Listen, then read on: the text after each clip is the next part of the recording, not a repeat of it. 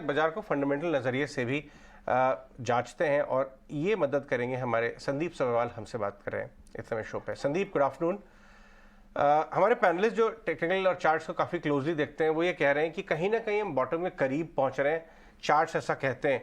एक बार panic testing 200 DMA की हो, आप अपने अनुभव से क्या क्या लग रहा है आपको? वो पैनिक कैपिचुलेशन अभी बाकी है या वो हो चुका है?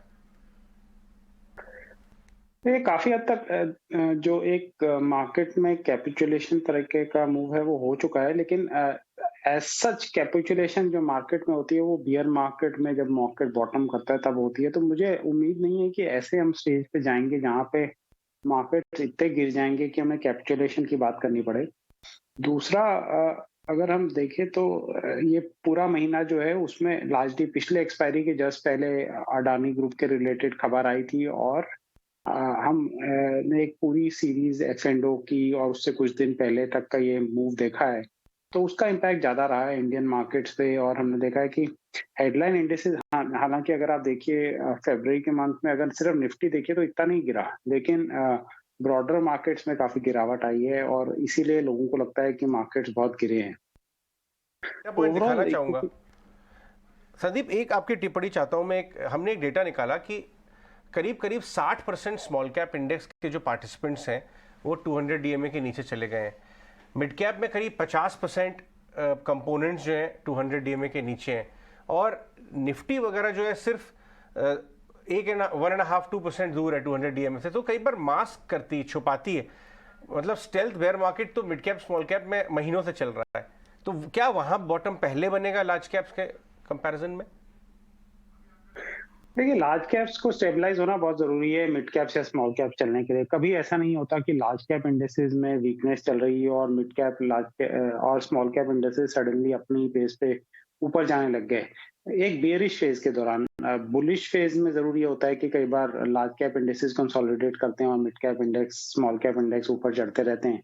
पिछले साल भी मिड कैप इंडेक्स में काफी गिरावट आई थी, हालांकि लार्ज कैप और small cap index relatively stable रहे थे, उनमें इतनी ज्यादा गिरावट नहीं थी। तो ओवरऑल सिनारियो में अगर हम देखें तो ये आप जो कह रहे हैं वो एक बात सही हो सकती है कि जो बहुत फैंसी स्टॉक्स थे स्मॉल मिड कैप्स में, उनमें एक तरह से कैपिचुलेशन की तरह हो सकता है, क्योंकि वहां पे स्टॉक्स 50-60% तक गिर गए हैं ऊपर से। संदीप, एक स्टॉक को आपके साथ डिस्कस करना चाहेंगे, टाटा मोटर्स। और इस पर तो खैर अजय ने आपके व्यू को हमेशा चेरिश भी किया है, सामने भी हाईलाइट किया है कि टाटा मोटर्स की जब ईवी डील अनाउंस हुई थी तब भी आपने एक व्यू टाटा मोटर्स पे दिया था। अब जब ईवी इकोसिस्टम में वो कहीं ना कहीं अपने ईवी स्टेक के लिए अपने सवर्न फर्म्स के साथ बातचीत भी कर रहे हैं, तो ये आप इस पूरी न्यूज को क्या देख रहे हैं? आज सुबह तो इनफैक्ट हम बात करते हो, अजय कह रहे थे it can be a very good stock for this year. Tata Motors दूसरी डील हो रही है और वो प्रीमियम पे हो रही है, जबकि टेस्ला जो है 70% टॉप से नीचे। हाँ, टाटा मोटर्स पर क्या व्यू बन रहा है इस साल के लिए? क्या एक डार्क हॉर्स हो सकता है ये? देखिए, ये जो डील्स होती हैं, प्राइवेट इक्विटी इन्वेस्टर्स आते हैं, इन सब पे मैं ज्यादा ध्यान नहीं देता, क्योंकि ये इसके जो वैल्यूएशन सेट होते हैं वो पब्लिक मार्केट के इन्वेस्टर्स के लिए नहीं है। देखिए, उसके ओवरऑल अगर मैं फंडामेंटली हम देखें तो काफी नेगेटिव टाटा मोटर्स के प्राइस के अंदर हैं, क्योंकि वो कई क्वार्टर्स से, पिछले 8 क्वार्टर से वो कही जा रहे हैं कि अगले क्वार्टर हमारी सिचुएशन इंप्रूव होगी। तो अब लोगों को विश्वास होना बंद हो गया है। तो ऐसा सिनारियो जब हो जाता है तो टिपिकली और मुझे लगता है कि अब एक्चुअली टर्न अराउंड होगा अगले कुछ क्वार्टर्स में। तो वहां पे एक ऑपरेटिंग लिवरेज बहुत आ जाता है। तो जब इसका प्रॉफिट का टर्न अराउंड होगा वो इतना रैपिड होगा कि लोग कंटिन्यूअसली सरप्राइज होंगे अपसाइड में, जैसे लोग सरप्राइज हुए थे डाउन साइड में। तो मुझे लगता है ये स्टोरी है। तो अगर आप कहेंगे कि क्या ये डार्क हॉर्स हो सकता है, मेरे हिसाब से हो सकता है। आप ये कह रहे हैं डार्क हॉर्स हो सकता है टाटा मोटर्स, और टाटा मोटर्स जिस जगह पर आके सपोर्ट बार बार ले रहा है वो टेक्निकली भी बहुत इंपॉर्टेंट है। संदीप जी, एक चीज़ आपसे पता करनी है जैसे कई लोग मार्केट के अंदर वेट कर रहे होते हैं कि हाँ गिरावट आए तो हम कुछ खरीदारी करें। अब थोड़ी बहुत गिरावट आ गई, आप भी कह रहे हैं कि हाँ नियर टू बॉटम ही हम ऑलमोस्ट, तो उनको सबसे पहले क्या खरीदना है? पैसे लिमिटेड है सर, पूरा बाजार खरीदा नहीं जा सकता, तो सबसे पहले क्या खरीदें और थोड़ा थोड़ा क्या खरीदें? देखिए, जो स्ट्रॉन्ग सेक्टर्स है, अगर जो लोग कम रिस्क लेना चाहते हैं लार्ज कैप साइड पे, तो स्ट्रॉन्ग सेक्टर्स हैं वो कैपिटल गुड्स है, उसमें एलएनटी है, बैंकिंग में ICICI bank, HDFC bank, axis bank, इस तरह के बैंक हैं। ऑटोज में जैसे हम टाटा मोटर्स के डिस्कशन कर रहे थे, महिंद्रा एंड महिंद्रा है, तो कुछ ये स्टॉक्स हैं जो मुझे लगता है जिनमें डाउनसाइड लिमिटेड है, और जैसे मार्केट स्टेबलाइज होकर ऊपर जाएगा तो उनमें अपसाइड आ सकता है। राइट, ये जी का जो मामला है एनसीएलटी वाला, बड़ा छोटा मामला था, 130 करोड़ का शायद, लेकिन स्टॉक 10% गिर गया था आपने। और एक तरफ तो सोनी के साथ मर्जर की बड़ी स्टोरी डेवलप हो ही रही है, लेकिन इसने बहुत फेल किया है लोगों के लिए पैसा बना के। हर बार पोजीशन लेते हैं लोग, मायूस हो जाते हैं। आपको जी कैसा दिखता है?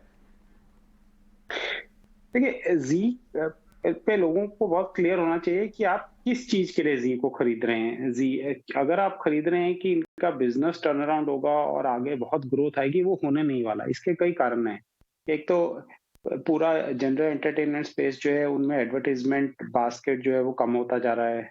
दूसरा, सब्सक्रिप्शन रेवेन्यूज एक तरह से पीक हिट कर रहे हैं, वहां पे भी इतनी बढ़त की उम्मीद नहीं है, और इनके कॉस्ट बढ़ते जा रहे हैं। तो इस सब सिनारियों में लॉन्ग टर्म के लिए जी एक ऐसा स्टॉक नहीं है जो मैं होल्ड करूंगा। ट्रेडिंग के लिए जो करना चाहते हैं तो ट्रेडिंग अपॉर्चुनिटीज बीच बीच में आती रहेंगी, लेकिन डायरेक्शनली लॉन्ग टर्म ये एक वैल्यू ट्रैप है, तो इसमें वैल्यू ढूंढने की कोशिश नहीं करनी चाहिए। कि बहुत वैल्यूएबल है कि ये एक वैल्यू ट्रैप हो सकता है।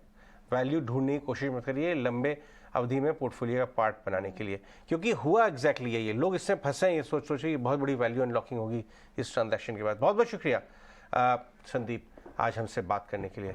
संदीप सब्रवाल की ये खास बात है और मुझे बहुत पसंद आती है कि वो जो है tell us how it is वाली जो बात होती है ना, जैसा है वैसा सामने रख देते हैं। हाँ। बहुत बढ़िया। इससे कई बार क्या है ना, एक्सीडेंट से बचते हैं लोग। हाँ, पहले कॉशियस हो जाते हैं, ब्रेक लग जाती है। Exactly, but